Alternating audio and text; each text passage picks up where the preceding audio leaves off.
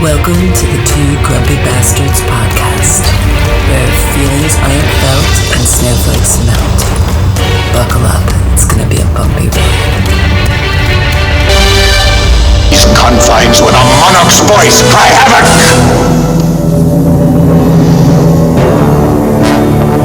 Let slip the dogs of war. Brings to my city steps. You insult my queen. You threaten my people with slavery and death. Oh, I've chosen my words carefully, Persian. Perhaps you should have done the same. This is blasphemy! This is madness! Madness.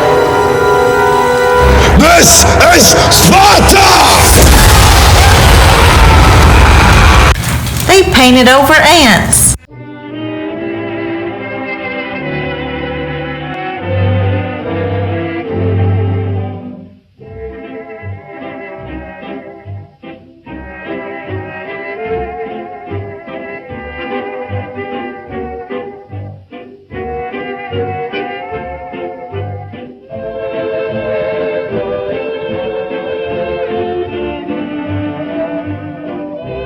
All right, I decided to quit torturing Russ there. I've almost lost. I think he almost went into a slight coma there. Yeah, I was wondering if the desk was tall enough for me to jump from and hang myself. Hey, welcome to the Two Grumpy Bastards podcast. I'm Big Coop from the Great Pacific Northwest, and over to my anatomical right on my screen anyway is my partner Russ from the Wild of Tennessee. I bet you're asking yourself, now, why did Coop play that song? That Coop likes that kind of music, but that almost killed you, Russ. Because he hates me. Well, besides that, that's a given that's a battle drill. We don't even need to talk about it. Something tells me that may have been the number one song from 1932. 1931. We're only on 1931. 1931. That's okay. Sorry, I was so bored that time. I'm the guy that has all of our files on his hard drives and his backups and stuff like that, so I pay attention to these things. So I had to go through and reorganize the other day, and I was like, for some reason, I guess I thought that we did 31 last week. I guess I was wrong. No, this Record is that because you'll never hear it again. Well, I have a system for making sure I don't forget what is what. So because I do, and so I have to go. Oh, okay, gotcha. Anyway, yes, that was the number one song from 1931, and I already forgot what it was called because I clicked the video off. But I've got another one for you, Russ. It's called "Torture Me Slowly." I got another one for you. I truly forgot what that song was called. It made such an impact on me. It's "Good Night, Sweetheart" by some orchestra guy. All right, here we go. I will admit I have a soft spot.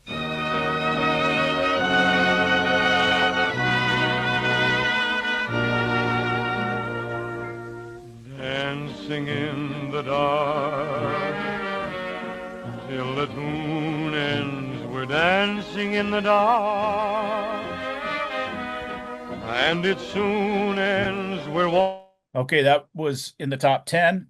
It wasn't the number one, but far superior song by a Washington State legend, Bing Crosby. Yeah, I think my biggest introduction to Bing Crosby was, I think he was the singing sword in Who Framed Roger Rabbit. Oh, huh. It's either him or Frank Sinatra. Gotcha. I honestly don't remember. It's been probably since I went to that movie the first time since I've seen it.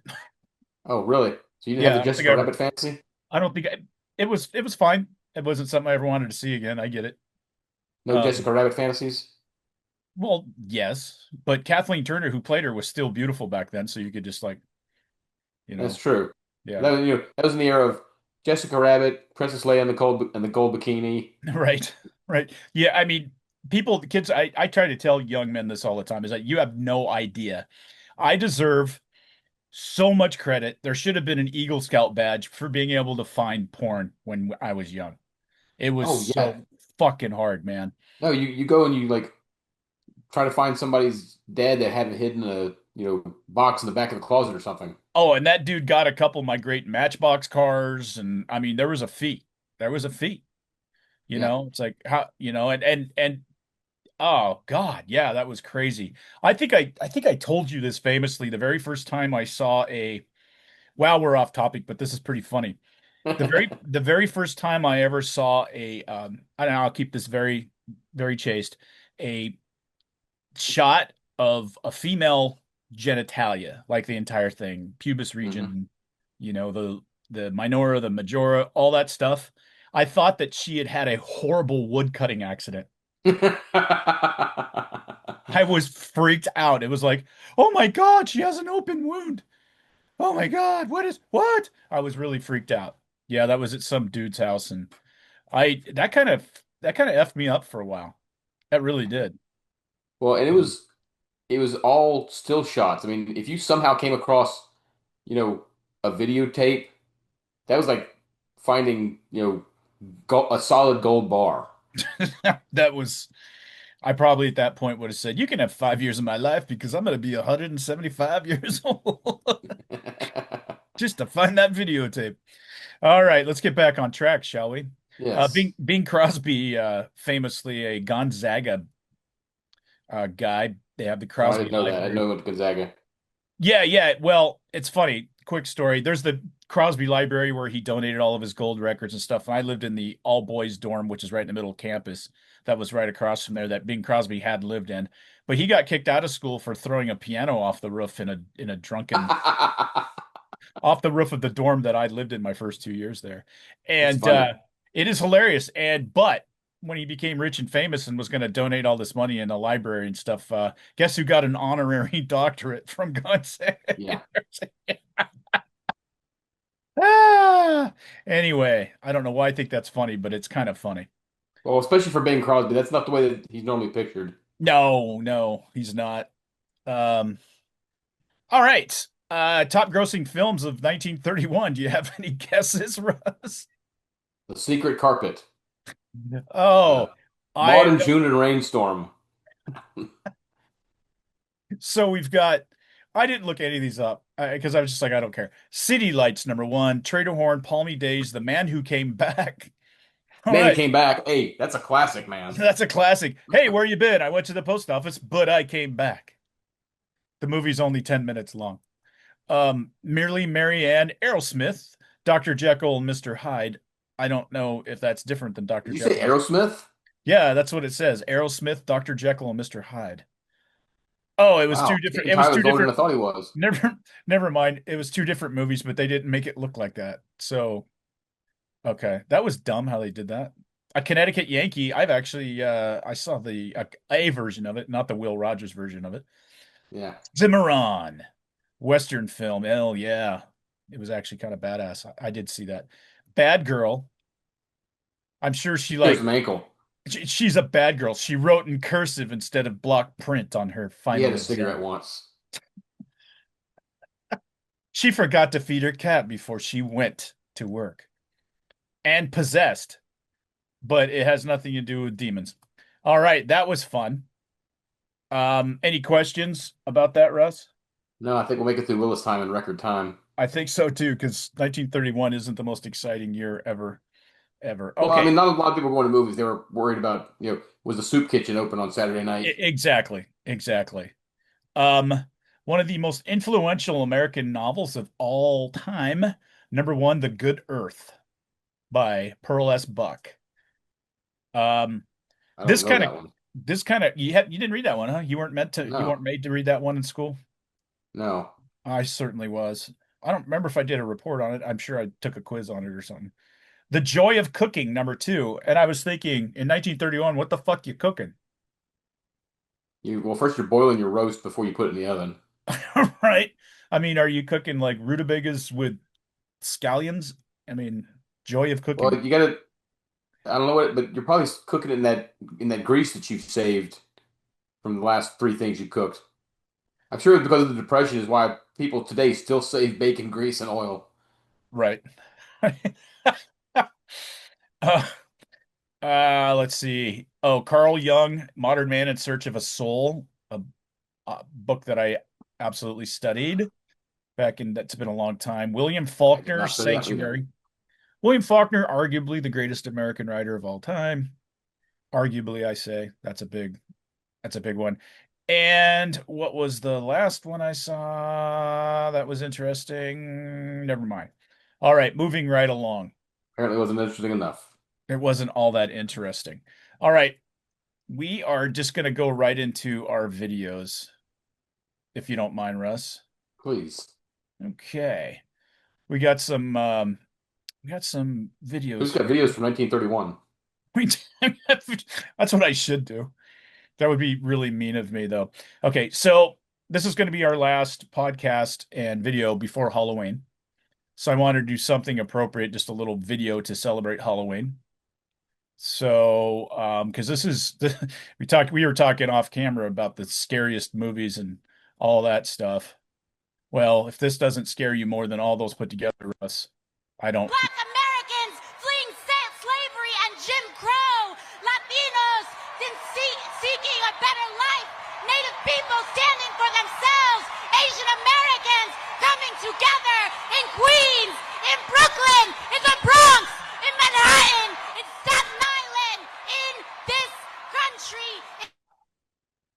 Did she have a Spanish accent during that? She tried to right there when she was talking about the freaking What barrio What and is with stuff. these Democrats that change their accent based on the crowd? Yeah, I mean, I don't know if what's the name you for hear that? What? Nancy Pelosi was doing part of a Southern accent yesterday. I mean, Kamala Harris did it during the campaign. Hillary Clinton Oh, tried to do it in 2016. Just talk normal. I off and on throughout my life, I've hung out with black guys a lot, and being in sports, the army, whatnot, and we've always had the friendly, we can be racist back and forth. Of course, there's parameters. There's Duh. limits. Yeah, I get it. Yeah, yeah. But well, 30 years ago, those parameters didn't exist like that, so we could have a little more fun than we have. But there's parameters. Anyway, um, it was they would get drunk and then make me talk like they did. They wanted me to impersonate them and they would howl with laughter. But I got to tell you, if I ever did it like seriously, like trying to blend in with them, I'd have gotten like death stares. I'd been Beaten. like, Yeah. "What the fuck are you doing?" I mean, it was one thing when we're drunk and having a good time, and I'm trying to talk, because I would be funny. I'm like, "Can one of you motherfuckers call me a jive turkey? I've always wanted a black man to call me a jive turkey." So that was kind of my name among a couple of our little friend group was Jive Turkey. Yeah. But it's sickening. I can't remember. I heard a term for it the other day on the news, that there's a term for that where all these politicians are trying to chameleon into culturally appropriate by using weird accents and lingo and stuff. Like Hillary Clinton was terrible at it. Kamala Oh Harris yeah. was probably the worst offender. I mean, Oh yeah. Kamala Harris went from her mid-Atlantic accent to a black, very black accent to she tried a Hispanic accent once. She tried a Southern accent once. Boy, that was terrible. it's just, yeah. Here's another thing about the left that I don't get. Um, doesn't phoniness like that repulse them as much as it repulses you? Because I find it But repulsive. I literally find it repulsive. I think since they're so into identity politics, I think they think they're somehow communing with the community So by doing that. they don't see that as racist. They don't see that as cultural No, appropriation. they I don't mean, understand it. They lack self-awareness. Plus, they think that only those evil right wingers are racist. They're actually being empathetic to the community. during homecoming week, one year when I was in high school, we every day had a different theme, and we would dress up and have activities and stuff like that. And I think it was Celebrity Day. So I had a buddy, Brad. He was a bit bigger, broader than me. He had very, very blonde hair. And so I found an afro wig and I went in blackface, and we were Crockett and Tubbs from Miami Vice. We had like suits and loafers with no socks on. Hopefully, nobody took a picture of you. I had fake earring. Oh no, there's photos. But I don't care because it wasn't like we were being racist. It's like, okay, we love Miami Vice. And Brad looks more like Don Johnson, and I obviously look like a black guy. Sure thing, Justin Trudeau, Jimmy Exactly. Kimmel. But that was out of like reverence and fun, and like it wasn't out of like Yeah, I get demeaning. it. I get it. It wasn't, and I didn't walk around trying to sound like him. I can tell you that. I wasn't walking around trying to sound like Tubbs. Um, but it was fun and everybody got a good laugh out of it. But it's just, I can't imagine voting for somebody that's one of the reasons I tell people that the left hates Donald Trump so much is because he is the opposite reflection of everything they aren't. He's pragmatic. He embellishes, but he Oh doesn't sit there. yeah. He embellishes everything, but he doesn't, but it's very general embellishment, Yeah. Well, but what plus he he, does, what he's not is insincere. It's not like when he talks to black people, he's like trying to talk like them. I'm not even going to try because I know how that'll come across on YouTube. But he's genuine. He's genuine. He is what he is, and you know what you're going to get. And it might freak you what out and shock you, but I can't even imagine. That's why they hate him because they know that they are the least sincere. That their shit has been you have well, been fixed in measures and found wanting. You know what I he mean? also knows how to troll them. He takes their biggest insecurities and their biggest fears and turns it into a gigantic joke. Yep. No, he sure does. And they hate because they know that I don't know if they can't tell if they're being mocked or if he's being serious, and so it drives them insane. Yeah, I know it's great, and it's like I said, I would like to think even in those weird brains, and it is it is a brain thing, that there's some small part of him that speaks to him, going, "You're a piece of shit. Yeah. How can you let yourself do this?" I mean, the angel and the devil on the shoulders. I mean, there has never been a time in my life where that they like to call it the watcher in some psychiatric type things where you have that voice telling you, "What Hmm. the fuck are you doing?" I've always had that, and I have a horrible sense of guilt and shame. Yeah. If I tell Well, somebody even a small lie, I get physically sick. I yeah. do. It makes you feel very uncomfortable. I get Very, it. I because I have a lot of shame and guilt, and I should. And a little less shame and would be nice, but I do. But these people, I don't get it. I did not know there was this many sociopaths slash narcissists on planet Narcissists. Earth. Yeah. That was a hard one right there. Um, There's a southern accent. that was a dung tongue twister.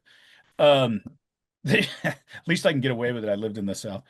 Um, yeah, I'm kind of lost in thought here on this. It's just, Yeah. I can't do it, and I don't understand what is missing inside their humanity. Well, they lack shame. They view themselves as paragons of moral virtue. So anything they do in pursuit of their noble ends is justified. Um, I mean, now, granted, AOC there was stumping for an actual communist Right? in Zohran, and the man who's going to win he's going to win the mayor's race in New York. And you know what? I'm here for it. I think it's good to have a small contained experiment and disaster every so often. And that's what that's going to be. AOC is obviously trying to position herself. Uh, I I'm torn between if she's going to try to primary Chuck Schumer or if she's going to try to run for president in Hmm. 2028. Hmm. Because right now the three most visible candidates on the Democrat side for 2028 are Gavin Newsom, AOC, and Pete Buttigieg. And I mean, they have two that maybe could win with Wes Moore and Josh Shapiro, but they're not going to run. And Shapiro probably couldn't get the nomination anyway because he's Jewish. So I, I don't know, is AOC going to run in 2028 or is she going to try to position herself for 2032? But one of those times she's going to run, and she's got the backing of the Bernie Sanders progressive base, which is the heart of the Democratic Party right now. Hmm. I don't. I Now, never say never. One of the reasons I actually rooted against Bernie Sanders taking the nomination in 2020 was I don't go out there, even though I think he'd have been easier for Trump to beat. Anything can happen. There can be a black swan event, an economic collapse, something. And if AOC got into the presidency, it would be the end of the nation, I believe. I don't think we could survive 4 years of her.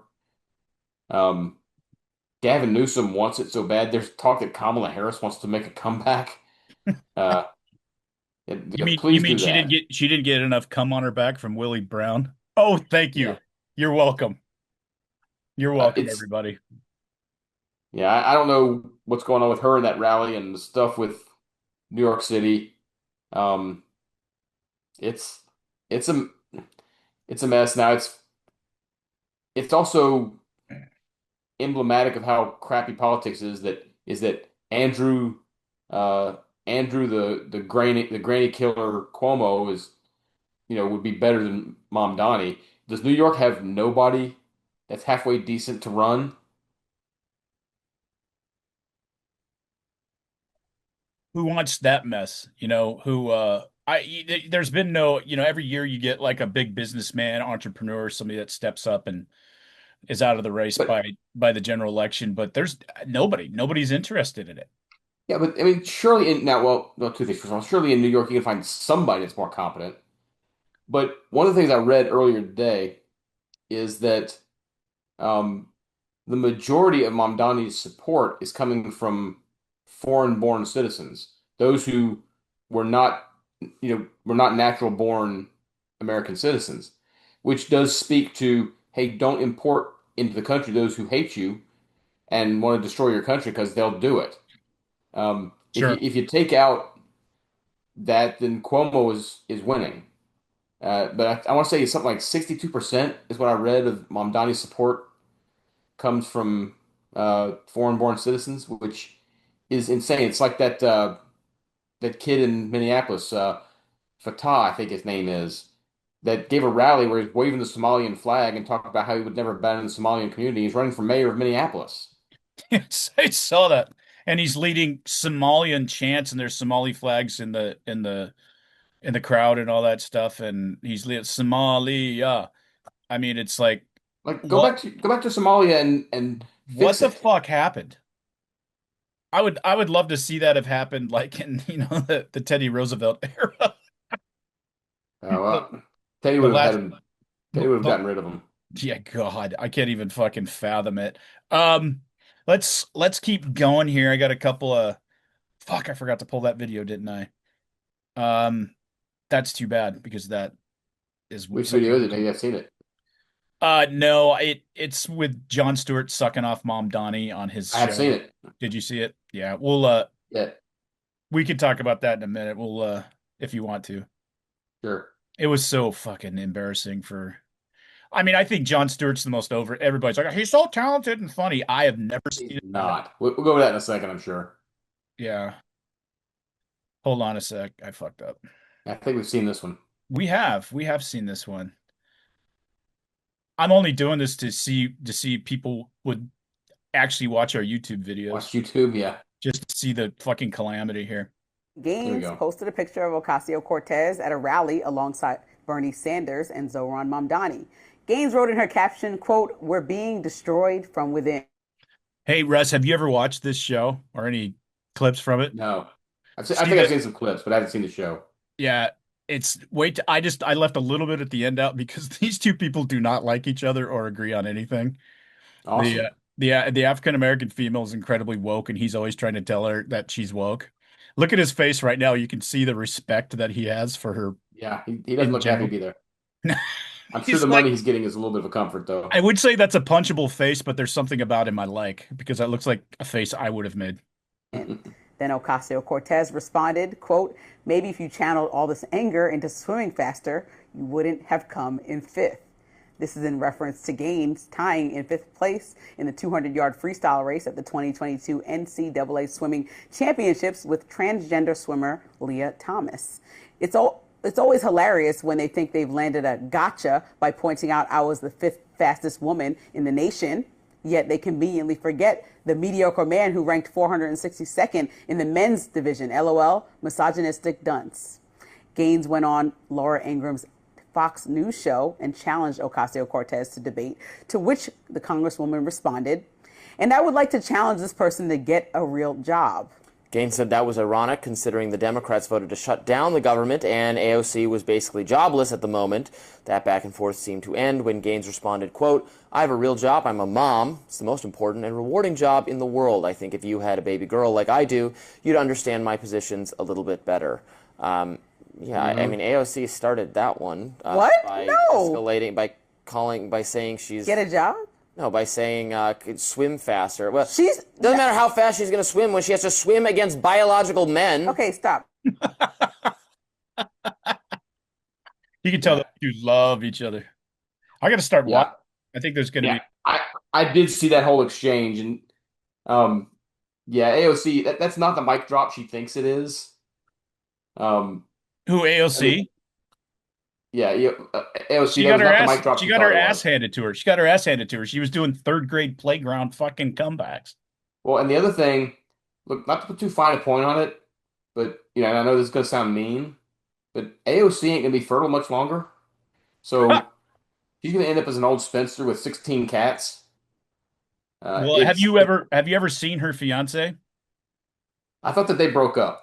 Oh, maybe so. I just remember the guy that she was with literally like looked like when he orgasms, he shoots soybeans out of his dick. No, maybe she's with somebody new now, but Smells like patchouli. I don't know that she's, you know, boy, could you imagine what kind of life that kid would have? And the kid would come out trans. Oh, of course. No, she would find some new thing to invent for him, like ultra sexual. She'd get some horns and a little puff tail and say, "Look, I gave birth to a satyr." She looks like she would give birth to a satyr. That's what's awesome about that. Like you could totally see her like in the Enchanted or the what is it, Forbidden Forest at Harry Potter Yeah, and those satyrs, which were cool. But like you could see her laying on the ground and one of the satyrs popping out. this is my Uh, little pansexual. oh, okay. I don't know why I found that so funny. I was just visualizing it. She fucking looks like a satyr. I'm sorry. Far more than Hillary Swank does, and everybody says Hillary Swank kind of looks that way too. Um, okay, I've where never were heard we? that. Huh? I said I've never heard that. Oh, I heard the people say she's a horse face. I think she's fine. I've never thought that. Yeah, Um, that's weird. And she's a fine actress. I will say that. It's a good actress. Where were we, bud? I'm sorry. We just thought the watched Riley Gaines Riley feud. Gaines. Riley Gaines. I didn't mean to get into a huge discussion with that, but I just thought it was beyond funny that I don't know. It just the people call AOC. I've seen it so many times on these posts that how brilliant she is. Where the fuck do No, you she's get not. She's called brilliant by stupid people. But the thing is, you'd have to be stupider than her to Yeah, think she's brilliant. This is a horrible curve. You don't want to be graded on, bro. I'm telling no, you. I mean, it's like, okay, that popsicle is brilliant. I'm a fudge sickle. That's what I think. that popsicle is cold. Uh, I don't know why I'm giggly. Woo. Anyway, haven't laughed in a while. Maybe I needed to. So anyway, what do you want to let's do you want to go back? You want to reverse stop track reverse and go talk about the whole Mamdani on Stewart, Oh, John well, John Stewart, first of Fabulous. all, I'll he, see if I he's can find it and just pull it up as a screen. Go ahead. Talk. he's turned his back on all the work he tried to do about the 9/11 responders and all the stuff that he was trying to do for them by Right. embracing Mamdani, who got caught in a lie about how his uh, aunt was scared to get on the subway after 9/11 because of her hijab. Right. First of all, it wasn't his aunt; it was like his cousin, and I think that was it was almost the perfect Norm Macdonald joke. If you remember, Norm Macdonald coming out and saying, I hope that Islamic terrorists don't set off a nuke and kill 50 million Americans. Think of all the backlash against the peaceful Muslims if that happened. I mean, I don't think Right. Mamdani really keeps his eye on the ball of what the problem is. But, it reminds me of, what happened with London and the Right. election of Sadiq Khan. Sure. Sure. Um, Oh, this is what, I know you're hungry. you know, he's a narcissist who, for some reason, people they want to feel better about themselves for voting in a clueless communist who's never held a job and who sang rap songs about the Holy Land Five, who were actually tied to Hamas. He he's got no clue. New York is going to deserve the hellscape it turns into when he gets elected, and he's going to get elected.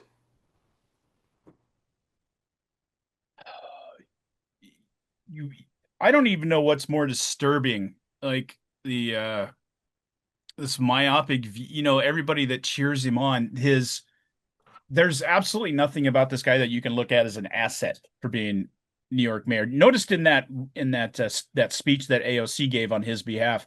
Did you see who was right behind her in the honorary row, the first row center? Did you see who that? Did you notice anything about the constituency? I saw several obviously liberal white women. There was turbans for days right behind her, turbans for days, and so now he's been connected to an actual terrorist, who they're buddy buddy with. Yeah, Um, the guy who was promoting the blind shake and yep, yep, 9/11. Yeah. exactly. And happy to take pictures with him and happy to be associated with him. Um, when Megyn Kelly et al. Have been espousing lately that Islamic culture is not compatible with American ideals and values, I 100% agree with that. 100%. Well, it's interesting. Have you ever did you ever see the YouTube clip of, I think it was the UAE foreign minister from like 15 years ago talking about the Islamic radicals? When he's like, hey, look, we know how to deal with these folks, but they're going to come over to your country because Right.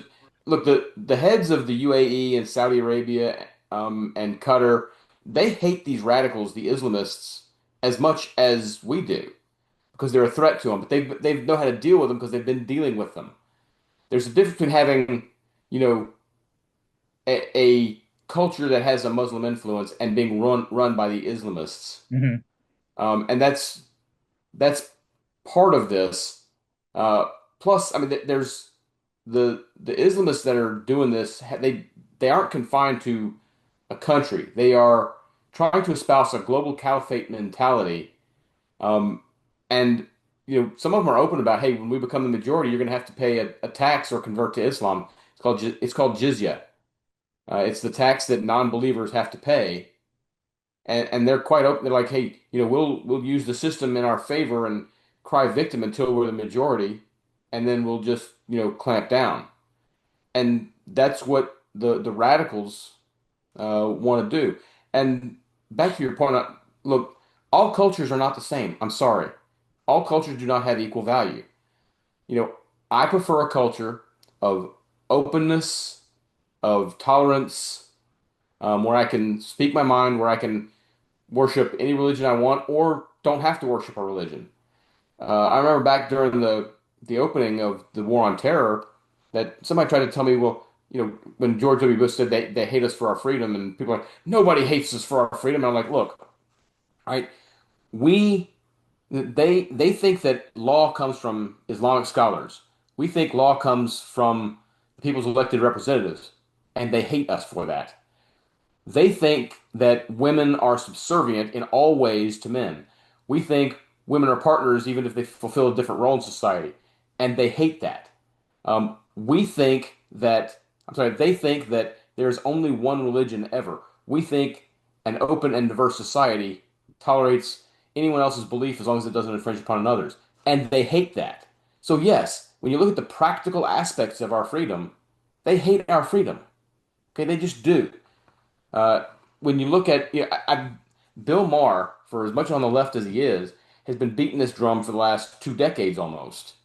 Um, it's there was a I don't know if he posted this or if I just saw it online, but there was a famous photograph going around from 1979 of these two women in Iran, and they were in a convertible car, and they're smiling and laughing and holding up a picture of the Ayatollah Khomeini.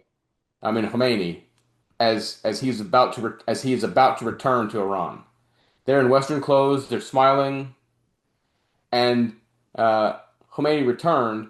One of those women was killed by the new Islamic morality police, and the other lady ended up living in exile. I want to say in Sweden, and is still there. So I know what just photo be you're careful talking with. about. I know what photo you're talking about, but I did not know the continuation of the story. Yeah. Fascinating. So be Horrible, tragic, careful. but fascinating. Be careful what you wish for because I don't think you don't understand the implications. These are people that have um, a boutique version of a boutique view of politics, thinking they can be all moral and virtue signaling, and it's never going to come around to bite them in the ass. No, if you put these people in charge, all that laughing and freedom that you like, that ain't gonna happen no more. Some of my favorite rabbit holes I go down when I'm like, there's a boring part or a commercial because I didn't record something and I have to actually watch a fucking, or I pay, $90 a month for this streaming service and I still have to watch fucking commercials. That's cool. Um, That's but how you really feel. fuck. That's why I record everything. It's just like, anyway, I have no idea where I was going to go with that. You got to quit letting me go off on these stupid tangents, Russ. These Yeah, Eddie. if I could reach you the screen, I'd smack you on that big forehead Yeah, and try no and bring you kidding. back to. But anyway, I don't know. I don't know what I was going to say. It was a addition onto what you said last, but It's I don't know about the why. boutique politics, and they don't know that's going to come back to bite them in the ass.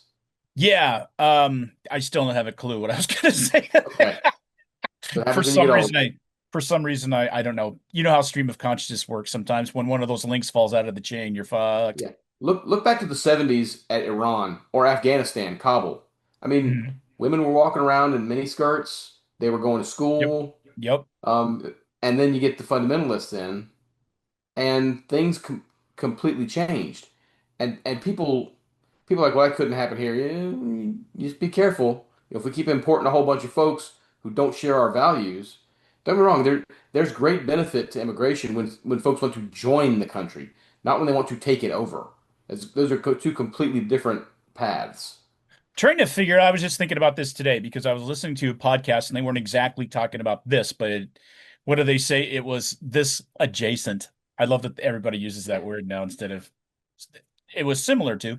It was like blue adjacent. Oh, you mean like light blue? I'm Yeah. gonna say it's like blue sidecar, but okay. Yeah. I know a whole lot of guys that are fag adjacent. No, don't get off on the tangent. Ah, sorry about that. But oh my God, I did lose it again. I don't know what's going on with me today. Talk Did I take my about fish oil? the No, two I paths, the two trying to paths think. between No joining the change to my country and taking over supplements. the country. Oh my God. You're listening to a podcast that was adjacent to what I was just talking about joining the country versus taking over the country. Yes, thank you. I have always tried to figure out, and they were kind of talking about that, about where that cultural tipping point was in a lot of Hmm. things. And I was like, when did we go from a e pluribus unum to your country and your language and all that stuff is more important to keep that than to be in the old melting pot of America. That was effective. The immigrants and all the different people coming over and having a common goal, vision, and believing that whole American dream. That's what built this country, guys, not Well, not diversity training. Sorry. well, Sorry. when people there were I've talked to folks who when their ancestors immigrated to the United States in the early 1900s, Hmm. they only spoke Yiddish or they only spoke German or whatever. Well, once they got here, their parents made them speak English, even in the home. You Hmm. know, in the home, you have to speak English because you have to, integrate into the society. You're not going to stay separate from the society. There's a difference between a melting pot and a mixture. A mixture can be several solids that just are in the same bottle, but they don't necessarily mix. Right. A solution means that you're blended together. That's what the melting pot is, and it's one thing to take parts of other cultures and use them to enhance society and culture. It's another Right. thing when you use that to stay separate intentionally. And that's where a lot of us are right now. 100%. And I occasionally still, not to pick on one country because it's many countries, but I still, I'll drive around sometimes and see a Mexican flag in front of a house. And it's okay if that's your heritage and all that, but I would like to think, out of respect to everything that you have, that you probably have an American flag up above it. I don't know. That's just me. I get Well, a little bit personally offended when I see stuff like that. And I'm not, like I said, I'm not picking on Mexicans. You don't see but it a I did see ton, but somebody you make an do. interesting point online. Said, try going down to Guadalajara and walking through the streets with an American flag and see how you're received. Oh yeah, or a lot. I mean, Europe, you'd be all right, but a lot of, because they're all pansy asses. But you, you would be in trouble in a lot of countries in the world. A lot of countries in the Yes. world. Just having one, you'd be. you'd be in trouble. I can't remember what country it was. I had a buddy who was backpacking, doing the whole let's backpack through Europe thing. And he had he was an army guy. And he had um, American flag, Velcro, the like on Yeah. our army rucksack. And he had somebody at an airport run up to him, shove him, and grab the American flag and run off. And he's a retired guy who was just trying to, he always wanted to, never had time because he went in the army like we did, and all that stuff. And Mhm. now in his retirement, he and his wife are doing cool shit. Yeah. Ripped it right off. And I can't remember what country he was even in, and it's just like, wow, huh. And it wasn't like Northern Europe or even Eastern Europe or something like that because people are far more respectful. Anyway, thought that was It's probably interesting. France or the Netherlands or something like that. Well, if it's France, he would have killed the guy, I think, because yeah, French guys suck. Um, that's That's why that's he my ran away. that's my PSA for today. French guys suck. That's why Sucky, the guy ran sucky. away because he was French. Yeah. He was very French. He didn't even run away. He just backed up and ran backwards because he's French. Okay. Yeah. That's why they had, you heard about the French tank. I 5 years, four go in reverse and one goes forward in case they're being That's attacked from the right. rear. We love the French. I don't. My mom, very German, grew up in Bavaria, whole 9 yards. I know a little bit about my family history. It's true story. She was a lovely human being. She was only inadvertently racist. Like she would use words that are way out of vogue but meant nothing, to her generation. And um but she would not have cared less if I would have brought any girl of color home as long as she was a good person and would have been nice to me. But she told me point blank, if you ever bring a dirty frog here, I will disown you. Jeez. Well, She hated the French. Oh did my you God. ever did you ever watch Married with Children? Oh yeah, of course. I All agree. right. Yeah, Do you remember that Al was Bundy's Man Commandments? yo, yeah. One of those was it is wrong to be French. I don't remember that, but that's funny. I I should do. go I should go Just like back it's and okay to watch call this. Hooters knockers and sometimes snack trays.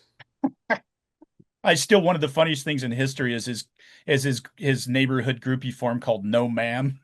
Yeah. That was the National anti-white. Organization of Men Against Amazonian Masterhood. So awesome. Okay, I got a couple of things to share with you. Hopefully, I can do this. So, with all this talk, I kind of wanted to talk about some of the things going on with the government shutdown, although it's kind of boring stuff to talk about. But I did want to just throw a couple of things up here. Hopefully, I got this somewhere. Here we go. All right. So apparently, uh, you can You're in the see. screen. That's nice. Obviously, I wasn't prepared for that. Okay. I don't know how you did that. I'm like the weather girl, only I'm not hot at all. All right. So, what I want you to look at here, this is hard to do, man. Look at that. Yep. Oh, it won't let me do that. That's weird. It's all one JPEG.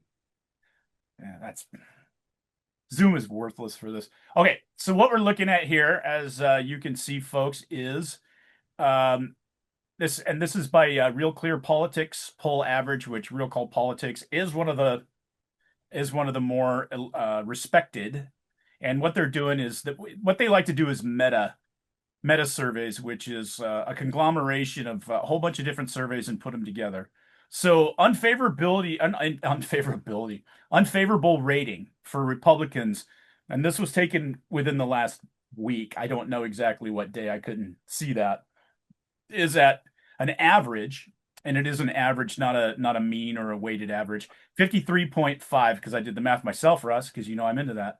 And Nice. favorable rating is at 41.5. That sounds kind of bad, right? I mean, So it's you look like at Democrats. over half the people are giving the Republicans an unfavorable rating. Well, yeah, because the government shut down. And so Congress itself, regardless of the reason, aren't going to be looked at really like that's great. But let's look at the Democrat rating, shall we? Let's shall. Unfavorable rating at 59%. So we got Jeez. 53.5, 59%. So we got, what's that, 5.5 percentage points higher for an Mm-hmm. unfavorable rating. The favorable rating is a 41% on the Republican side to 34. That's actually the most important stat here because that's a huge difference. Favorable people, these are, look at that. That's your hardcore Democrats right there, 34.7. Hardcore, probably your far left. The thing that I really liked here, Russ, is if you look, like I said, this is an average of several different polls, everything from far left, like CBS News, CNN, to Wall Street Look at the Journal. CNBC's Wall Street and the Wall Street Journal spreads. Yeah, isn't that interesting? So the spread obviously is the difference between favorable and unfavorable. You don't want a minus number here, which is what they all are. This is crazy. So the average is 59, but the high here, where is it, Russ? It's 66. 64 in the Economist YouGov poll. Yep. No, CBS no, I'm sorry, 66 in the CBS News 66. poll. 66 in the CBS News poll, believe it or not. That by no stretch would that be a target for conservatives or a conservative mechanism there. No. Yeah, there's several in the 60s, mid 60s. The highest is 66. Nothing below 50%. As far as unfavorable, and you have a huge spread of 30. My God, at the Wall Street Journal, like you mentioned already, CNBC 32, like you mentioned, that's nuts. We go back over here to the Republicans. Notice there's nothing anywhere in the 60s. There's a high of 59 with CBS News for an unfavorable rating. No spreads. 36, was that right, Russ? The highest spread on the other side was 36. I think it was 33, but that's 30. still really bad. Yeah, but look at this. The highest spread on the Republican side is 18. So the spread is literally twice as and the spread, for those of you not really into statistics, is very significant to look at what that favorable to unfavorable, because then you have a whole bunch of people that are going to be somewhere in the middle of those that don't have an opinion one way or the other. That delta is huge. If you're favorable, the closer that spread is, even if the unfavorable rating looks like it's bad, obviously that spread tells you a lot about where people are. And it also gives you a point analysis of who do you need to appeal to. Well, the Republicans have, 18, the big spread out there too. They need to get their ass and work on. Actually, just they need to beat the hell out of the drum that this government shutdown is not due to any of their actions. How many CRs have they tried to pass now since we've been down here? At least 13. I'm reading right now. The Senate just adjourned on Thursday. Won't meet again until Monday, which means the shutdown will go through at least its 34th day. If it hits next Wednesday, it'll be the longest shutdown that we've had. Yeah. I mean, I've been through a few of them. Two that I remember specifically, because I remember where I was and all my soldiers freaking out. But it never did affect active duty pay at all. It will this time. It will this time. Yeah. It will affect starting tomorrow. As I like to say, and as I said on a couple of posts to counter people on Facebook, it's amazing that you care more about criminals, illegals, transing kids and all that stuff than you actually do about the military or federal employees or. I'm in a discussion right now on another friend's thread with some very tolerant liberals who are telling me that this is all the Republicans' fault, and I'm reminding them that it takes 60 votes to, cloture the debate. And they're like, well, this is the only leverage the Democrats have. I'm like, well, I guess your leverage means more than kids eating. So, yeah, basically, you just got to flip their values back on them. What leverage? You want another 1.5 trillion in spending? Why? They want to undo everything that came out of the big beautiful bill, is what it is. No, I know they do. And but Schumer's stuck right now because he expected the Republicans to fold like they usually do, and they haven't, and he's got to give some kind of win to his base. I think what probably happens is by the end of next week, 5 or 6 Democrats they work out a deal in the Democratic caucus where 5 or 6 Democrats, probably from New Hampshire, Nevada, Michigan, they'll say that they can't put up with the suffering anymore, and then Chuck Schumer will denounce them for their disunity, even though behind closed doors he's telling them that he liked what they did. That's probably what's going to happen. and it'll probably be by the end of next week. It'll be after the elections on Tuesday. Mm-hmm. And it won't. It'll be after the SNAP stuff shuts down. Now, I do want to counter one other point that I've heard. A lot of folks are like, well, there's $5 billion in SNAP contingency funds. Yes, but legally, that's reserved for national emergencies and like natural disasters. It's not supposed to cover because Democrats had a tantrum and didn't want the government open. Interesting.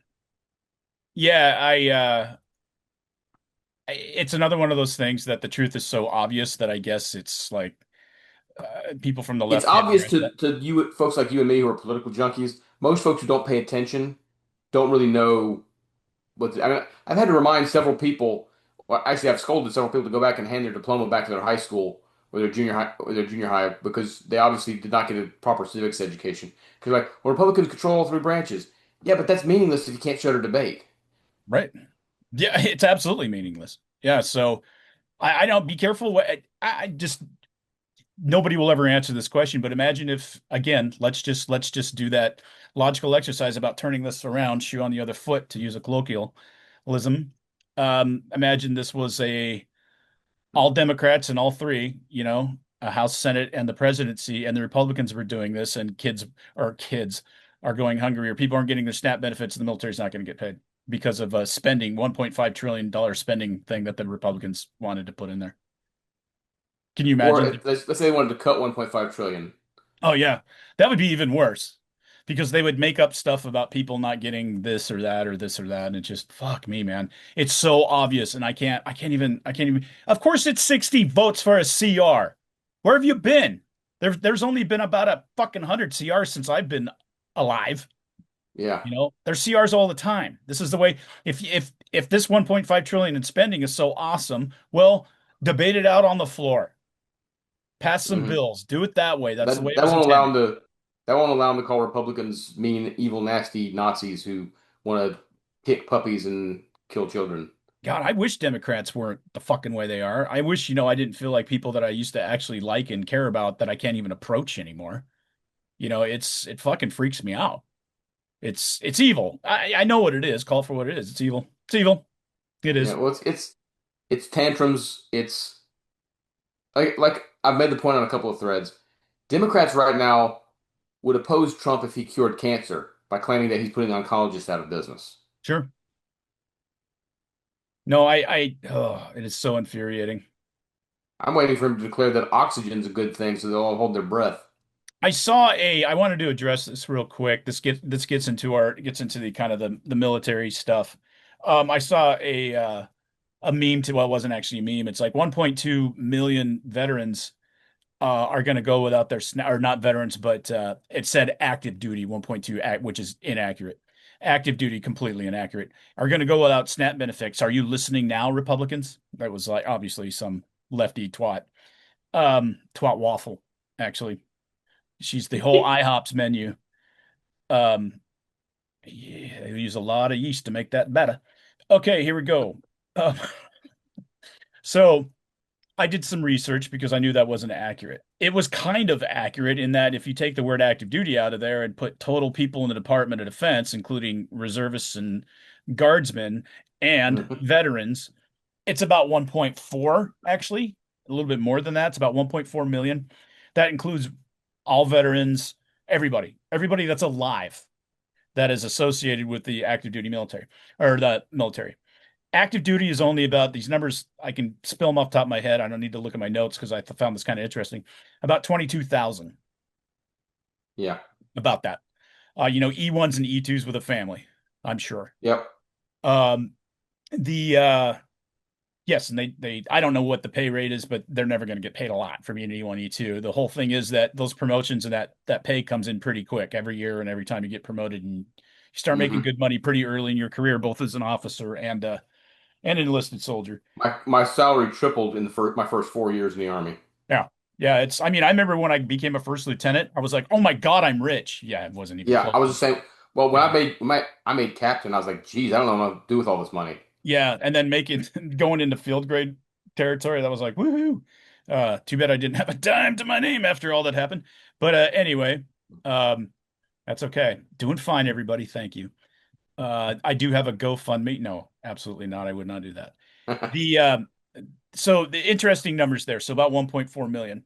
One thing that I don't think a lot of people know, and I have to occasionally, I think, remind people. So with all the vets that listen to us, I think I know a lot of them.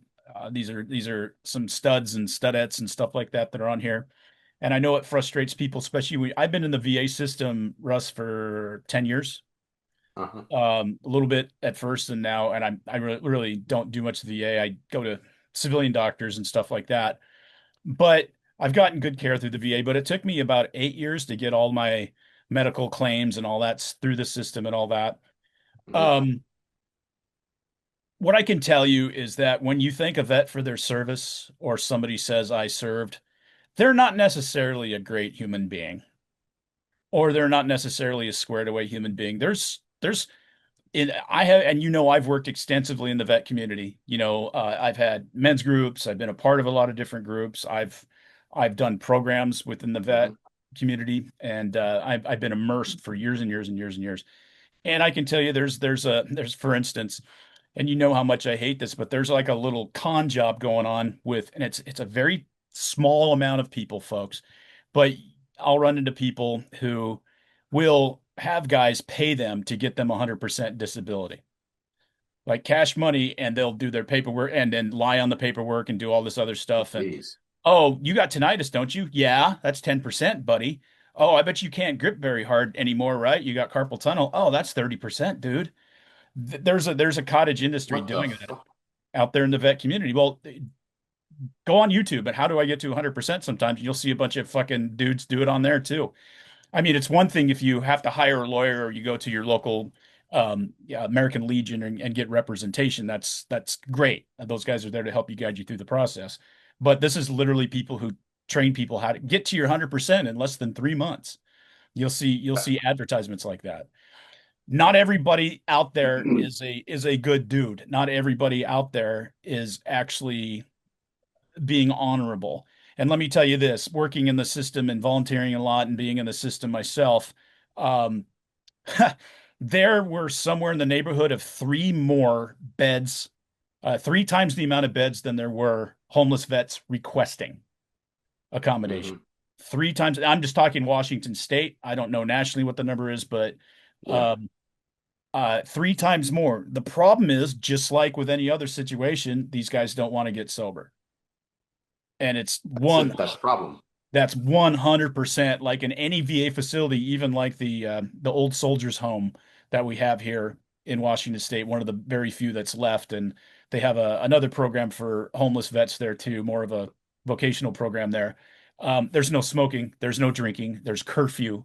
You have to Yeah. basically be in your room or at least in the building by 11 o'clock at night, every night. There's no, oh, I got a girlfriend in town. Nope. Then you're out of the program if you got a girlfriend in town. So they're pretty strict about that. That's one of the reasons why there's a lot of homeless vets. One of the reasons. I'm not saying Yeah. there's a lot of mental illness out there keeping people from reaching out and horrible stuff like that. But I kind of wanted to push that because SNAP, yes, there are a lot of vets out there that they're not getting 100%, disability, or they probably don't even know how to get through the system very well, or they're so drunk or fucking high all the time that they don't give a shit. So there's a whole bunch of reasons why. And when you dig into those numbers, you'll see that I'm sure nearly every one of those vets could have assistance. Not all of them are capable of asking for it, but it just, that one kind of dug at me because it's like, okay, again, perspective is important. Walk all the way around the damn vehicle and kick the tires before you get it and drive, you know, Hmm. and people don't do that with these numbers. And so Snap, I think, increased what was the like triple digits underneath Obama because he got rid of the work requirement. Yeah. Well, that's one of the things that the Democrats are trying to put in. That's one of the things they're protesting with the continuing resolution is because the big beautiful bill put work requirements in, and if you're a healthy, able-bodied adult, not a single mom, not physically disabled, then you gotta work 20 hours a month in order to qualify. That's Right. that's less. That's half of full time. And the Democrats don't like that because they can buy constituencies. Let me dig into some numbers even more. All right, so there are over 42 million Americans that have SNAP benefits right now. That is Right. more than 10% of the country. Right. More than 10% of the country. Now I got into a discussion online about, elderly versus physically and mentally disabled. And look, I'm not calling for the complete elimination of the program. There are Hmm. cases out there where it's necessary. I get it. Hmm. If you are truly physically disabled and cannot work, if you have a mental health issue. But there's a couple things I want to say. First of all, I don't know if you're aware of this. I don't remember the entire breakdown, but when they looked at some of the refugees that we have taken over the last few years, about 60% of those who came in from Afghanistan are on SNAP. Over 50% of those who came in from Somalia are on SNAP. And then let's talk to the greater societal issue about this. Okay, one of the things I think this proves is if you're relying on the government to feed you, the government can also starve you, whether intentionally or because they're incompetent. And that's what's going to go on with these SNAP benefits. Um, the one that gets me the most is when they say, so many of the elderly need the SNAP benefits. And I guess this is going to make me an asshole when I bring it up, but I sacrificed and worked my ass off my entire life so that I have money when I get old, so that I'm not relying on others. And oh, by the way, if something does happen, I have a family that can help take care of me, and I have church, and I have a community. And when did the government become the only one capable of taking care of folks? We've got to get away from that. We've got to get back into community, back into churches, back into family to help do all this. Now, is it going to be hard? You bet your ass it's going to be hard. But that's part of familial responsibilities. That's part of community responsibilities. And it's not because you can hold each other accountable at your local level. If Jim down the road needs, $100 to eat this week, you know, I'll take care of him. But he's going to look me in the eye every day and know that he had to borrow that money, which is going to spur him more to go find a job, find a way to pay it back, find a way to take care of himself than it would if he's just going down to some office somewhere and filling out a form, or getting online and filling out a form for these benefits, and then they just magically appear in his account, or he gets a check and he can go down to the bank and deposit it. So we, I think Dennis Miller put it best. He said, "I'm Excuse all me. for helping the helpless. I don't give two shits about the clueless." Okay, there are people out there, and again, not all. I don't even know if it's most, but there are a lot out there who will sell their SNAP benefits. Um, my oldest worked at a grocery store, and by the time she worked there for about 6 months, she could figure out who was going to pay with SNAP based on how they were dressed and what they were putting on the conveyor belt. And I can tell you, they're not getting like potted meat. They're getting some decent stuff, with this, or they're selling their SNAP benefits for 50 cents on the dollar and then going and buying booze with it. Yep. Uh, I think that if we're feeding you, you eat what we want you to eat. We put guidelines on it, and I'm sorry if you dislike that. If you dislike that, then you don't need the benefits. Go find something else. But if you're desperate enough to need to rely on somebody else for the benefits, then there are conditions attached to that, and we should work on getting as many people off of SNAP as possible. Now, that's not cutting off the program and shutting it down. That's not what I'm talking about. We have to work at a larger societal issue to get people to, number one, uh, see this as a last resort, not something that they rely on. See this as something that's temporary for most of them. Hmm.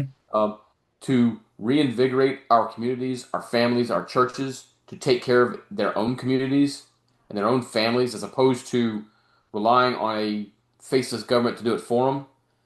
Because it's shutdowns like this and other stuff that show that, hey, if you're so reliant on that, things can get bad fast, and that's not going to go well for you. It's not going to go well for your kids.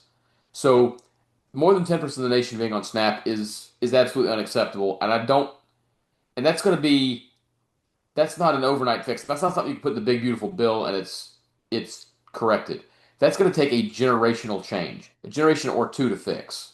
It is generational change. Yeah, just the whole idea, the uh the civics that we've lost, the idea of people actually belonging to groups. Of course, I guess I'm very very close to talking about white nationalism here, aren't I? I better shut up. Christian nationalism. No, what I'm talking about is like the Lions Club and stuff like that, or bowling leagues, or when I was a kid, we'd go to the Eagles Club, the big huge Eagles building in Ording, and listen to some speaker, and it was like something so. I mean, this is the 1970s, so you can imagine how bored out of my mind I was because it was probably somebody that just got back from Mozambique and wanted to 200 slides on an old Coda Yeah. chrome watch slide projector thing. But when I was a little kid, I mean, we were always doing something with the community every week at least, Yeah. and Community all the groups. time during the summer, spring. And I want to reemphasize, church is a big one. Church, Church, small church communities, not like the mega church is congregations. the one. I mean, by far and away. Yeah, you're Yeah, right. get back into church. Know your local, because you help each other. You're down in your luck. They help you out. They're down in their luck. You'll help them out. That's part of how that works, and it leads to greater awakenings. And then, like you said, community organizations, just getting together in your neighborhood on a Saturday night, getting to know your neighbors, Right, your families sticking together. That kind of stuff. It builds a sense of communal dependence within that community as opposed to governmental dependence. Um, you help each other out. Like I said, it also holds you accountable for what you're doing. right, right. Just just not for nothing. I just wanted to throw something out when we're talking about that, and this isn't at all what I was going to throw out, but it's always interesting to me. I looked at this a long time ago, and I just brought up this. I had this page bookmarked in my politics tab on my bookmarks, believe it or not. Hmm? But looking at charitable donations in the United States, well, we're by I far know where you're going. we're by far and away um, the most charitable country in the world by population. You can't do it any other way because we would eclipse everybody by orders of magnitude. Um, but by population, um, non talk about just non-corporate Hmm. contributions or charity, um, non-corporate. I'm just going to take that out of there. Individual contributions, families and stuff like that are. I hate to say this, guys, but 2-1 in favor of Republicans and conservative families. Two to Yeah, one. because Democrats and liberals tend to view you can give that stuff, you can increase taxes, give it to the government, and the government will do it for you. Right. When I run into people who have what I call the sitcom level of understanding of the Bible, they try to tell me, well, Jesus wants you to help the poor. Yeah, Jesus wants you to help the poor. Jesus didn't say, give your money to the Romans and let the Romans help the poor. He said Exactly. that You you go out, That is you hilarious. You and I've feed them used of the your own same hand. analogy. You and I've used the same analogy. Parallel Yeah, thinking. feed them of your own hand, give them the shirt off of your back, give them money from your pocket. Not let's give it to some central source by through use of force, Right. which is what the government is, and then have them take care of it. And a lot of Democrats view it that way. A lot of liberals will view it that way and say, well, that's why I don't have to get involved because I've paid my taxes and that's what government's for. No, that's not what Yeah. government's for. Well, the conservatives paid their taxes too, probably more than you. And oh, by the way, are the ones volunteering for doing community type projects and putting their wages and their salaries towards actual charity organizations. I mean, I tithe. I do. It's not a I don't make a great deal of money, so it's what I can afford to do every time. But sometimes I'll see somebody's having a birthday on Facebook. Oh, that sounds cool. Here's $100. Um, Best Friends, the animal rescue. That's where I 90% of my stuff goes because fuck you people, you got enough charity coming your way. I'm gonna be a charity guy for critters. That's kind of my thing. But I don't give nearly as much. And can you imagine the corporate donations that I didn't even look at that. Mhm. I was looking at because individuals kind of what you want to look at there because corporates are made of all kind of political monsters and stuff. But can you imagine when you add in the corporate, you got individuals piping in like $7 billion a year, but corporate donations, I mean, what, like $1 trillion a year coming out of this company, coming Yeah, out of this it's country? insane. Yeah, yeah. And So charity is about more than just, to me, monetary donations. I don't like to go into it. I believe in Matthew 6:1, which talks about don't boast of your charitable contributions. sure, sure. But I've given money to some stuff, but I've also gone out and worked in some charitable organizations, Right. or given stuff of myself personally, that I won't go into. And it's just that's what charity really is. Charity is you helping somebody of your own volition, Right. doing something of yours, not because you think somebody else needs to give of themselves and use it in a way that you believe it should be used. Gotcha. Nope. I think that says it well. I'm going to play a bad commercial. Please do. As we wrap up our fine podcast in the evening. Let's see. Here we go. All right. It's been a while since I played one of my favorite commercials. Good news for people that have credit problems. Norton Furniture is here for you. Now, seriously, if you can't get credit in my store, you can't get credit anywhere.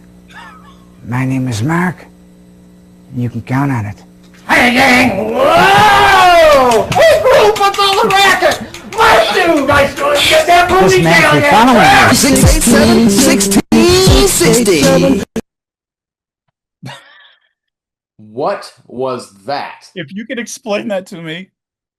Oh. First of all, he's got the low voice, like he's almost trying to imitate the Godfather or something. That's what I thought, but he wasn't, obviously, because no, he's got the ponytail in the back. I wouldn't borrow a toothbrush from the man, let alone any money.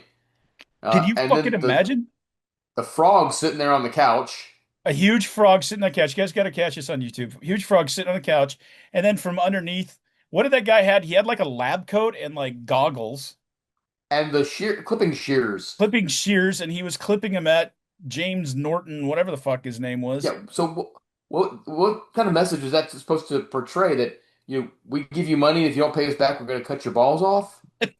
Are you trimming prices? You probably should have said that. We're trimming prices. That was weird. What year was that from? Did it say? It was like 1980, 1981, something like that. Okay, that makes sense. They were weirder back then. I mean, that was like watching an 8-bit Atari game. That was how bad the fucking resolution was on that. I could not figure that out. I hadn't seen that one in a long time. It's in my collection, but it's like, oh my God, yeah, what really is going on here? And they probably, do you think they got like somebody's nephew who was like in high school who had like was on like the camera crew or whatever, or the club, the AV club that did that? Because I can't imagine motion picture camera. How you couldn't have spent any money on somebody doing that, right? I mean, it was a one shot, one frame, one camera. Everything happened in frame, no cuts, no editing. Yeah. That was just bizarre. I don't know that I have any actual commentary on that. That was bizarre. Well, come on over to YouTube, folks, so you can see it just like we had to.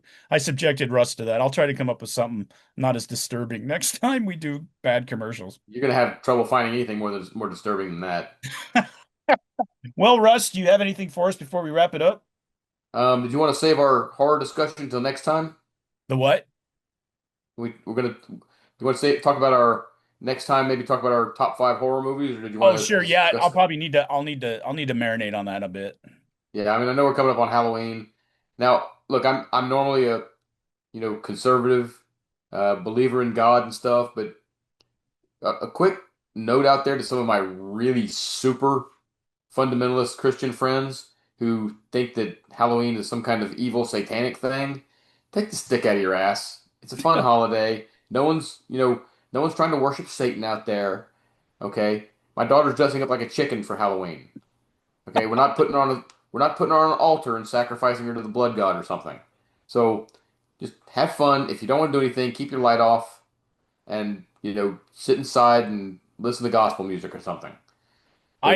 One year I'm gonna dress up as the boyfriend in Midsummer in that movie. I never saw that. Okay, then it wouldn't make any sense to you. You would laugh if you had seen that movie. I mean, the boyfriend at the very end of the movie. Yeah, people will go. I'm sure I would. I'm familiar enough with the plot. Yeah, I kind of know what's going on. It doesn't go well. Metaphorically, it's kind of like every relationship I've been in. Okay, that's disturbing. Okay, metaphorically, I said. Good Lord. Not every. There's been a couple that weren't quite like that. They're more like, anyway. I was thinking about I could probably for charity, maybe donate my foreskin to like people who want to reattach it. I didn't need that image. I know you didn't. That's why I left you with that. I thought maybe you were just like gonna collect foreskin, sew them into a wallet. When you rub the wallet, it turns into a briefcase. That's funny, actually. Yeah, just for the record, I don't have one, guys. I'm not an ant either. So No, anyway, I think it was more fashionable back in the early '70s to get cut. I don't know. Do you guys like not get that done anymore? Is that like a thing? I don't know. Did you ever? You're familiar with the Graham Norton show, right? Yeah, love Graham Norton. Did you ever hear Patrick Stewart's story about him being circumcised? I did. I did. But He was he's telling Hugh Jackman that this story that he always believed he was circumcised, and his wife's like, "You're not circumcised," and he went to the doctor and he's like, "Hey, tell me, am I circumcised?" And the doctor goes, "Not." He's like, "Doc, it was very fashionable. I know." And the doctor was like, "Hey, look, I'm Jewish. I know you're not circumcised." I don't know how he got on Patrick Stewart being circumcised, but well, you needed something to go to bed with. Pleasant dreams. So, Ross, grab my foreskin. Meet me in the ready room at once. make it so. Make it so. Gives a whole new context to Captain's log. Fuck. We've lost control again. Yes, we've lost. I got to get out some of our old drops, like stay on target, and get those back again. Those were fun. You could have used that earlier tonight. I could have. Oh, God, like 3 or 4 times, like cattle prod, more like it. God, that was weird. I don't know why I'm so zoomy tonight. I have Gene been. Hackman said in Crimson Tide, you stick a cattle prod up I have been using a new deal cards. Yeah, I have been using a new supplement, and it's helped me sleep, and it feels so good, dude. I What's the supplement? What is it? Oh, it's like Valium? a combination magnesium and a couple other things. So, yeah, Okay. it's really helping. Just yeah, I'm like a lab rat right now. I'm taking so much shit trying to get my health straightened up. So, see how it goes. I got like 6 or 7 supplements I take. From Yeah, I'm turmeric taking a lot. to ginseng to berberine to magnesium. Yep. The omega-3.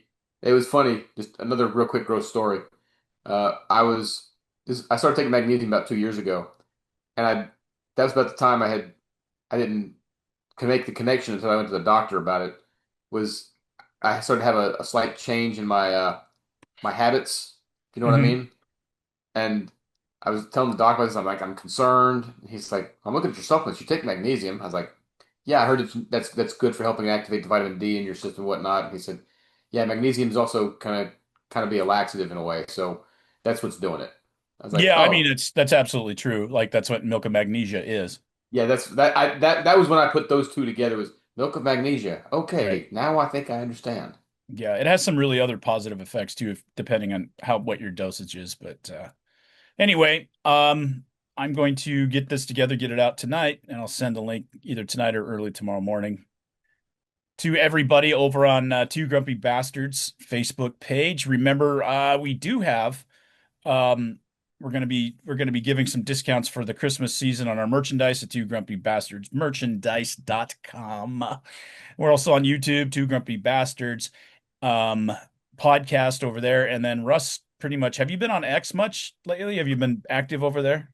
A little bit. We had one back and forth with some schmuck for a little bit, but then he dropped off like a pussy. Yeah, it happens. I noticed that my well put together, logical, and fact based replies to people almost never get me a response. They usually just give up. Well, I have noticed that people respond to me more on Facebook than they do on X. Yeah. No, I don't know. I think maybe we're still shadow banned on X from back in the day or something. I don't know. I should maybe, but I also know that my caustic nature on X has bled over some more into Facebook since the algorithms have changed and not banning you for, Right. being quite as caustic. Right. So I've gotten a little bit more. My language on Facebook is not quite as thoughtful as it once was. I have to really, like I said, restraint. People have no idea how restraint is when you don't want to be restrained and you have the ability not to be restrained. And it's just like, but it's so hard for me. It's like there was something about Patty Murray, and yeah, it was on, I can't remember what page it was even on. And I was like, I think it was hers actually, Patty Murray's. And it's like, if you had any integrity or honor, whatever, you would have resigned 2 terms ago. Um, blah, blah, blah, blah. It was just a quick blurb. And like, fuck you. She's doing exactly what we asked her to do when we elected her, to get us better medical treatment. And I'm like looking at the woman, and I so badly want to go, you don't need medical treatment. You just need salads. Yeah, well, I would have said it. And I don't do that most of the time, but I, but I'll be honest, I'm much meaner than you on Facebook. I'm much meaner than you in real life. One of the right. things that always, one of the things that always amuses me and you can vouch for this, I'm sure, is when people say that I wouldn't talk to them in real life the way I do online. Hmm. Yeah, I do it. I mean, I'm one of the few people that's not going to change for Facebook than I do online. It's one of the reasons people actually don't like me in real life is because I I don't give a shit. And I believe it to be a form of cowardice to hide your true nature. I No, I do think too. it's I do too. I think you need to be who you are. Now that doesn't mean you go out of your way to be mean, but if somebody's going to act like an ass, I'm going to be mean about it. And I would have said, like I said, I would have said the salads thing. Um, I, I have no problem calling people out for being stupid, because my biggest frustration in the world today, is with how stupid humanity is. I've told some folks, look, I am not a very smart person. Okay, I can't fly an airplane. I can't choreograph a dance scene. I can't build a bridge. I have to, when I want to understand something, I have to read things several times.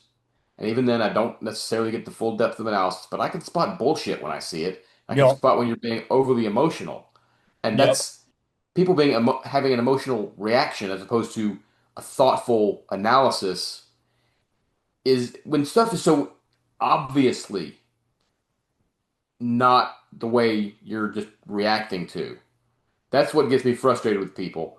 You know, I would probably, I mean, Lord, I might be homeless if people actually stopped reacting emotionally and started reacting thoughtfully because, then I wouldn't look quite as intelligent by comparison. Yeah, it's amazing to me how many people I meet or how many people I know that just waste that brain power. That the I guess the potential brain power they have by just their lack of being able to be pragmatic and Well, or logical. And I don't understand that because logic's all that really does exist if you've studied it at all. It's it. That's it. yeah, look, a real quick story. A friend of mine who I do spar with on Facebook posted a story, not a story, posted pictures from the bear hunt he went on. Um, and some of his friends were like, "I can't believe you went out and hunted a bear." And I knew what his answer was before he responded to it, but I was like, "Look, this is a controlled bear hunt in order to uh, curb curb some of the population. This is because some of these bears are going out. They're taking care of, they're being nuisances, take care of some things that they're not supposed to be killing, and so there's a controlled, uh, very small amount of hunting that's done in order to keep that in check. This is not them going out there and just wanting to create a trophy." But he got half a dozen very emotional reactions at first on people who, if they would just take 2 minutes to think through stuff and to do a modicum of research and figure stuff out and not automatically jump to, oh my God, that's so evil and immoral.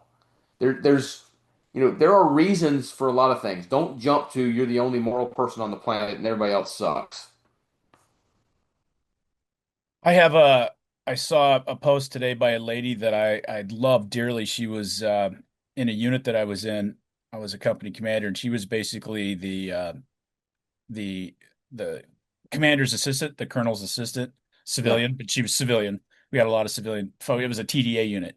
And so there was a lot of civilian folks in our administration, mostly civilian folks actually in the admin. And lovely human being. Her and I were friends for a very long time. Um, but and she's probably in her late 70s by now, so there's no way, or mid 70s, I would guess. There's no way that I would actually do, but the meme she puts out are stuff that she sees and she just forwards. Yeah. And the meme that she put out today was like, hey, President Trump, why don't you take that 250 million and get SNAP benefits or medical care for people? And then somebody wrote, "Oh, it's up to 300 million now," which I have no idea if that's true or not because I don't care. I don't care that Trump is doing what he's doing to the East Wing. He's going to improve the White House. The only reason I care is that I so badly wanted to go, "Well, Jackie, it's not your money. So are you going to write a letter to Trump and the other private donors who are funding the entire thing and tell them they should pour that into Medicare?" Yeah, that's the thing is, So that's what you mean. If you take one more fucking step and Google that, Yep. who's paying for the renovations on the East Wing? Not a single tax. And oh, by the way, it's a drop in the bucket for him, but it's still a nice thing. JFK did that too. He donates every paycheck. Yeah. He doesn't receive any pay for being the president of the United States. Of course, he doesn't need it, but it's not. But I don't think that's even performative. I think that's consistent with who he is. Yeah. Well, it's also, like you said, if people would just take a step back, not react instantly because it's whatever. Whether it's the stuff at the White House, look. I got into it with folks on, and I know we're running over here, but just real quick, That's all right. folks on the blowing up of the Venezuelan drug boats. I'm like, take a step back. First of all, is there a benefit to blowing up drug runner boats that have drug runners? Sure, but think for a second. This is not just about blowing up the boats of drug runners. Oh, sorry. This is also about reasserting our presence in the hemisphere, right? And telling the Chinese to back off. When folks say, "Well, Trump shouldn't have opened up," shouldn't be buying Argentinian beef. It's not just about the cattle, folks. It's about establishing an ally in South America so that China doesn't get, entrance down there. It's about establishing trade relations. It's about not letting the Peronists get back in the power. Just another step, like you said, another step or two to think maybe there's more to this than there is on the surface. And that's where my frustration lies. Is people, and this is on all sides. This is not limited to liberals, although they're, really prone to it right now. Is not everything that is on the surface is the way it is every single meaning. It's not always what it is. There are multiple layers to this, and it kills me that people can't see it. I don't know. I mean, like I like to talk about, I grew up in a community where there was farmers and World War II vets, farmers and loggers and, sawmills everywhere and stuff like that. And the smartest motherfuckers I know on planet Earth are those loggers and mill workers and farmer, all those guys, because you know what? You want to talk about problem solvers? You want to talk about people that can look at a situation, assess it quickly because it's about money, right? It's about life. If you're a farmer or you're working on a mill, you're out in the woods, whatever, figuring this stuff out. Dude, I am in a very, like you, intelligence wise and all that stuff. I'm in a single digit upper percentage. You've done more than I have. You guys, well, I mean, yeah, I guess generally, but I wouldn't say that, but maybe by some IQ test or something, but that's because they had Seattle Mariners questions on it. No, but I get that. And I'm fine with that. And academically, and I'm a great problem solver in my own right. I can see the big picture. A lot of that is how I grew up with all of these very, very smart people who were making, I was thinking about my dad, Ken, and what a genius he was. And he had this reputation of being the best fabricator, metal worker, being able just to fabricate things out of his head. He'd take a couple measurements and then he'd go build it. And it was perfect. He made like $13 an hour at the sawmill where he built all this stuff. All these underpaid, underappreciated, fucking intellectually awesome. And well, you talk about Renaissance men, a lot of these guys too. They knew something about everything. They could talk to you about anything. And you put that in contrast with the single-minded, very uneducated, the ability, the lack of ability to be able to assess something and drill down and do a root cause analysis on something. I realize not everybody thinks of it that way. The Army was a continuation of that. In school, of course, my first bachelor's degree was at a Jesuit school, so of course I got pounded with the critical thinking and logic there. Mm-hmm. Scientific method, the whole nine yards, which was invented by a Jesuit. Thank you very much. The scientific method. Um, and then continuing in the army, that's how we were raised in the army. It was everything. So my frame, my brain, who I am as a human being automatically takes those things and puts them through that framework and that machine that has been built that it's hardwired into me.